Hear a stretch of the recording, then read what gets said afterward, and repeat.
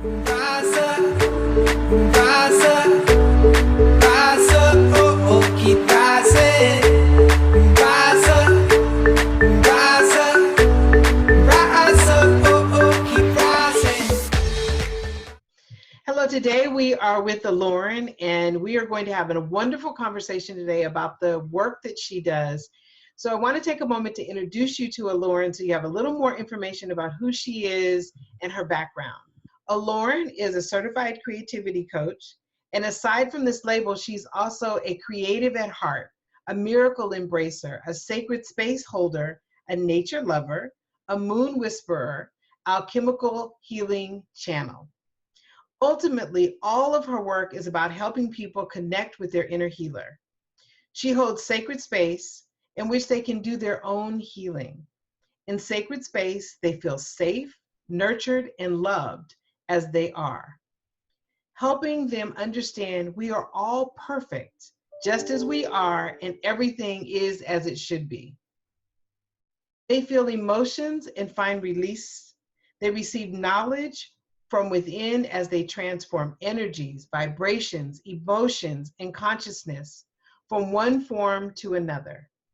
This promotes alignment to help them achieve their most vibrant, juicy life.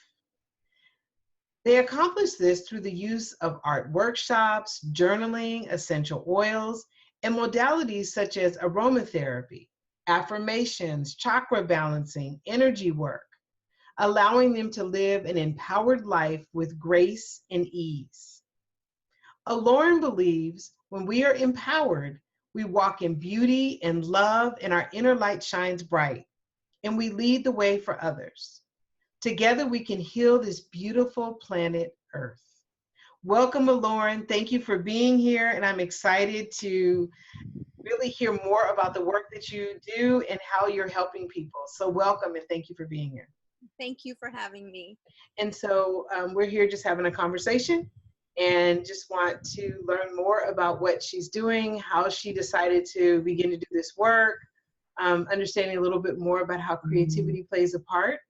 And so I'd like to just turn it over to you and tell us a little bit about how you basically got started and a little bit of your story, because your story is pretty fascinating. Well, thank you. So how did I get started? About 10 years ago, I was in this group of women that circled together online, and I met another woman who used art for healing. And it interests me because as a child, I loved creating and painting and a lot of chalk art and such. But we all have moments in our lives, whether it's a parent, a school teacher, even another child, that creates a story for us that we tend to take on even though it's not our own. And so I pushed it aside and never picked up another art utensil at all for years.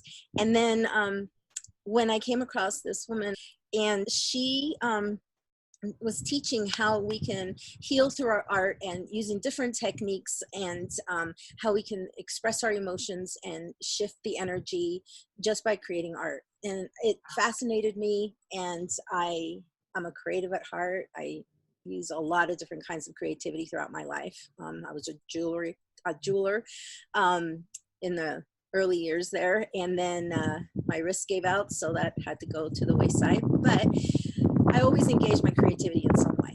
And so I continued what I called my sacred creative practice. And as the years unfolded, I took it from the art journal to the canvas. And then I came across some very empowering women who teach how to shift your emotions, put you in a place of creativity by going ahead and taking paint to a canvas. And one of those women is Whitney Freya. And I loved her because she said, life is like a blank canvas, and we can choose a various amount of colors that we want to splash onto this canvas. And in life, it's the same way, right? We can choose unlimited possibilities on how we want to perceive and how we want to go forward in any situation. And that spoke to me. And so this past year, I was, lucky enough to be able to take her course, her Creatively Fit course. And I learned how to coach people through that same process. And what it did, it ended up taking my creative practice to another level, where I would come to the journal or the page, the canvas, and I'd, express my emotion at the moment. And I would use watercolor, and then I'd put other colors on top of it and wash it away and morph it into something else. She has us come to the canvas with the intention of what we want to create in our lives, and has us connect with our future self. She has this saying that says, if it's in your field of wanting, then you know that you need to experience it. Those aren't her words, but basically, if you have a calling, if you feel like you want to experience something in life, then it's meant to happen. And so she has us, connect to that part of us that can get us there. And I've done a lot of this with meditation as well, which is another tool I use. And, you connect with your wiser self, your sage goddess, and you let her guide you and walk you through whatever challenges you may have. And with the art, it's the same way. We connect to that future part of ourselves that has this, that did this, that can do this. And we stay focused by taking one little step closer to that goal. Mm-hmm. And because of the fact that I suffer from anxiety, not only social anxiety, but I do have PTSD and a low level of general anxiety, everyday anxiety. And it can take over, and you can get stuck in your stories, and they can become so real because basically they're ingrained in us, right? Mm-hmm. They come from our traumas. They come from the stories that we've taken on of others and believe that they're our own. And unless we are able to step out of that train ride that we go round and round and replay all this, we get stuck. And having an art practice, whether it's the page or the canvas, takes me out of that place, puts me in that driver's seat of creativity, allows me to take control of what I want to manifest. And it's a meditation. Yeah. Wow, that is beautiful. And I've seen some of your work. You display some of the work on Facebook and have taken many of your Facebook followers on this journey with you. So, and I've seen, kind of where you were and where you are now. And I mean, this really does work. Well, you've known me for years. How long have you asked me to do video conversations? Or yeah, right. And I'm like, no. I mean, we wrote our book together, right? All the others have no problem doing calls with you. I was not in that place. I couldn't be where I am today. Right. And I've seen even from that book, which was, I don't know what, 3 years ago maybe, and where you are now, and even in the messages that you share, the written messages that you share, as I was saying to you before, I feel like I'm right there in your story, hearing your story and finding pieces of myself in your story, and then watching the transformation that's taken place. So I know just from seeing this, how powerful this work is and how excited I am for you to share it. Now, I noticed that there's a couple of things. So I noticed there's a piece that you have behind you. Yes. Is there anything magical about that piece that you'd like to share or tell us about? Yes. To me, the feather is a symbol of lightness of being. And the feather, I'm like all into symbolism, right? I practice shamanism. And so there's a lot of symbolism that goes with that. And I'm always awake and aware of nature around me. I love connecting to nature. It feeds my soul. It raises my vibration. And so the feather keeps showing up. I keep finding feathers. I want to draw feathers. If you follow me on Facebook, you'll see that I draw a lot of feathers. And at first I thought of it as freedom, right? Feather, you're free and flying free. But when I took Whitney's course, I learned how it's also a symbol of lightness of being. And when we suffer from anxiety, it's really heavy on our hearts, and it's a very heavy vibration. And so this particular feather came about during my training. And at the end, right now, at this juncture in our training, we are asked to do a workshop, a Rise Above workshop. And most of us are doing wings, right, to rise above, but the feather called to me. The feather called to me because of that lightness of being, and because of the people that I want to help and support. And those are people who are suffering from anxiety at whatever level. During my research, I found out that there's 40 million Americans that suffer from some type of anxiety. Wow. And it's a mental health that a lot of people don't talk about, or some of us, pardon me? Or even understand. Or understand. And some of us, if you don't suffer from it, you don't really understand it. And it's sort of like, well, I mean, I've heard people say, oh, well, just get over it, or pop a pill, or, you know, you just need to be courageous and bold, and you just need to step through it. And we know that that's not the answer. So this is powerful. So you were saying, I'm sorry. No, you're fine. So basically, and that's true, I've heard people tell me, get out of your head. They tell me, get out of your own way, right? Or they'll say, oh, you're too much in your head, right? But they don't understand that people with anxiety, that's just how it shows up for us. It's almost like a knee-jerk reaction. It's a way of us handling life, and because we can't rationalize at that moment. Right. We're riding that wave, and our instinct is just to react in whatever way, right, we have learned to survive in a world that we perceived as being unfriendly. Right. I mean, mine stems all the way back to being an immigrant child, being teased. You were mentioning earlier about your words are perfect. Your English is perfect. And I've been here a big chunk of my life. I came here when I was 5 years old. Yes. But that story's still in the back of my head, that I don't speak the language right, because I was teased so much about it. And right. Yes, we all have stories to de-story. Now I'm there with you. But before I ask people, before you judge, what's a knife wound to me is a mere paper cut to you, and vice versa. Oh, great analogy. Right? We all have our demons, and we all have to find a way to rise above them.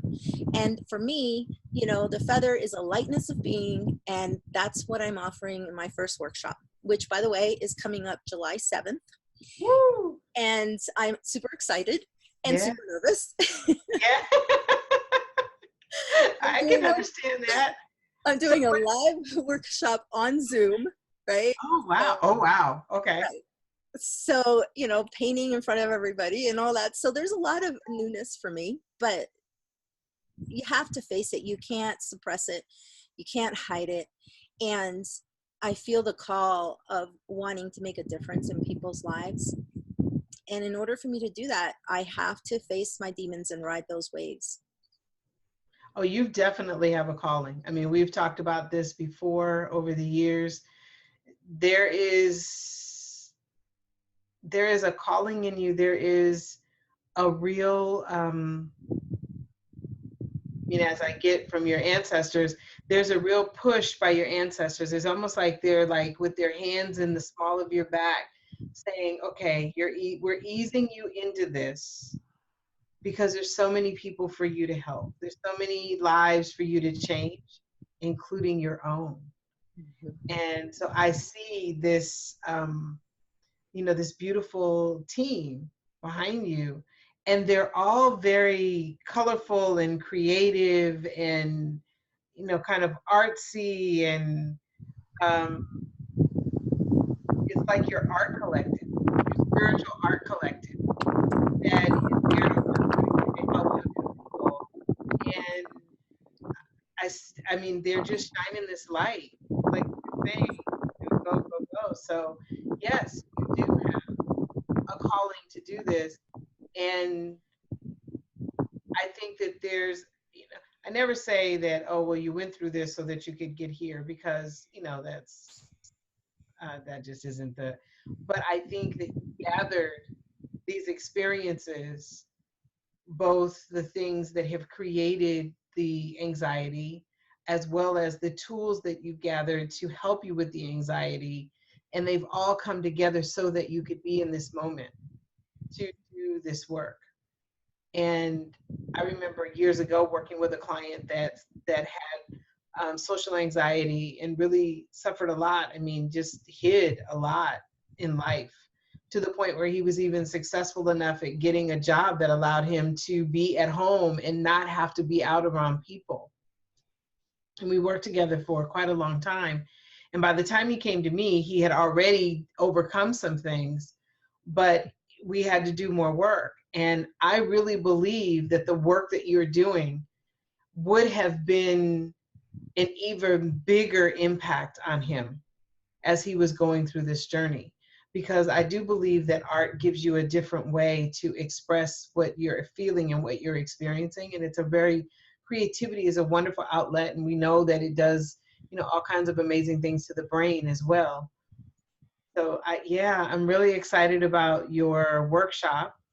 And so tell us a little bit more about what the workshop is about. How is it going to work? Well, in the workshop, basically, I'll be doing some sound healing and meditation, all these tools that I love. And if we were in person, you'd probably be smelling the essential oils that I have going on at the same time, because I do use essential oils during my art process. But I will make some recommendations. Basically, I will guide you through some simple steps, 4 simple steps, right, that will help you create a creative painting practice, so that you'll be using meditation as or painting as meditation. We will identify something that you want to rise above, and then we'll go ahead and start adding layers, and there's a purpose for each layer. Wow. In the end, you end up with a feather. Yay, wonderful. And then how long is this? Is it just one workshop? Is it a series of workshops? How does that work? Basically, this is just the one workshop. Okay. And it takes you through the 4 steps, but then you are invited to join my Facebook group, where we continue to create art. I continue to share more and go into a deeper understanding of the process. And then there's also, if you are ready to take that leap, there is a Super Soul Flow course that you can take that's offered through Whitney Freya. And she has all these videos and guides you through it. And then during the same time, I can coach you. You get to see her videos, you get to learn the techniques, you get to understand what we're working on, and then you get coaching sessions with me to sit down and help you move through the different stages. Wonderful. And there's various other offerings, it depends on what level you want to go to. I love the shamanic painting sessions. That's another level. You know me, I got all kinds of tools. And so the more tools I can use, the better, because I feel like not every tool works for everyone. Right. And depending on the situation, not every tool works on me. Sometimes, I need to take it to another level. I need to invite something else in. But ultimately, it's inviting in the sacred, embracing the mystery, and moving and rising above, moving through and rising above whatever is challenging us. Nice. So when you're working with someone and you have these tools, so that let's say they've done the first class and now they're interested in doing more work with you, how do you know which tools to intuitively come to you? What will be helpful? Mostly, yes, it comes intuitively, but basically, I ask questions. I get to know the person. I see where they're at. I also use essential oils and essential supplements. So there are people who may have to get a grip on their body, right? I'm all about balancing the mind, the body, and the soul. Right. So art helps you with all of that. I mean, I dance when I'm painting, so but also, like, there's certain things that people can do to take it up a level. You know, qigong is something I practice. Yoga is something I practice. Um, Having a morning ritual, you know, it depends on where they're at and what they're in need of, and then guide them through it. Because basically, if we want to tackle everything at once, you know, somebody may need the support in the body, others support with their, you know, spirituality, Yes. and others, you know, to get through their mind. Hmm. Hmm. There's affirmations we can use. There's many, many tools, but if you try to tackle them all at once, you become overwhelmed. You don't do any of it. Yeah, that's true. That Right? is so true. And I tell people all the time when I'm working with them, you know, a lot of times when we're doing work, the ancestors will share with me different spiritual practices that they can do. And I always say pick one, because if you try to do all of them, you'll probably do none of them. Exactly. And so I get exactly what you're saying. Now, my next question for you is, you have a beautiful background behind you that I'm seeing with the trees and all set up. Tell us where you are in the world. That is so beautiful. So if you don't know already, I know you do, but anybody watching, I travel a lot. We are a full-time RVing family, and currently we're in the outskirts of Yellowstone. And since we travel in an RV, I don't have a studio anymore. So this becomes my studio. Whatever, you know, backdrop I'm in, whether it's in the woods and the trees, I did some work in Sedona, you know, it's wherever it is, that's my studio, nature. Wow. And how do you determine? I mean, you know, so this is kind of off topic a little bit, and maybe not. As a full-time RVer, and the fact that you create your studios based on where you go, how do you decide where your next location will be? Does your work play a part in that? No, my gypsy soul plays a part in that. Okay. My sense of wanting to explore, you know, where have we not seen yet? What do we want to experience? You know, we try to head down south because of the weather in the winter. Yes. And in the summer, we're pretty much free to go wherever we want to go. And then I just adjust. Internet is a must. So, you know, as long as I have internet, you know, I can do a workshop wherever. And as long as there's an outside, I can put up my easel and paint. So I love that. Now, there's also something that I've seen on your Facebook post where you leave a little gift everywhere that you travel. yes. And it's an art gift. So Yep. tell us a little bit about what that is and where we might be able to see some of these. Okay, so they're mandalas, they're earth mandalas. And I love the energy that goes with creating mandalas. And to me, it's a practice that I started when we started boondocking. And boondocking is when we stay out in the wilderness. We're not staying in a campground. And to me, it's a way of giving back. It's a way of saying thank you to the lands that we travel through. It's a way of saying thank you to Mother Earth for supporting us during that time, that stay that we were there. And so I create them from whatever I have available. Sometimes there's some wildflowers around. Sometimes I have flowers that I purchase. But sometimes they're pine cones and stones. You know, they're different every time. And I sit there in prayer. I play music. I dance. I pray, and I create. And then I leave it behind for whoever else happens to drive up in that area to experience. That is absolutely beautiful. That is beautiful. This has been such an amazing conversation, and I'm so excited that we were able to do this. Is there anything last that you'd like to share before we, end? Basically, I just want to tell anyone out there who does suffer from anxiety that they are not alone, and that there are tools that we can use to help us rise above. You don't have to hide, and you don't have to use the drugs to numb yourself out. There's ways of us tapping into our creative souls and being able to move forward in life with grace and ease. Oh, that's absolutely beautiful. And I'm sure that you will make sure that people know where they can connect with you. And in fact, you may want to share, I don't know if you want to share your Facebook page so that they know how to connect with you on Facebook. Yes, on Facebook, it's Moonlight Living. And it's moonlightliving.com is my webpage. And from there, it launches you to all the various places that you can find me, Instagram and my blog and that sort of thing. You can sign up for my newsletter to get updated information about workshops and such. Okay, wonderful. Thank you so much for being here, for having this conversation. I want to encourage everyone to connect with Lauren, learn more about her work. If you're suffering from anxiety, if you really are ready to move above it, as she said, I think that's the word you used, moving above it. If you're ready to take that step, I absolutely encourage you to connect with her, to work with her, to participate in her workshop and learn more about how you can use the tools that she's used to help herself rise above. And I can tell you for sure that that's exactly what she's done, because years ago when we started working together and doing projects together, the idea of us even sitting down and having this conversation was never going to happen.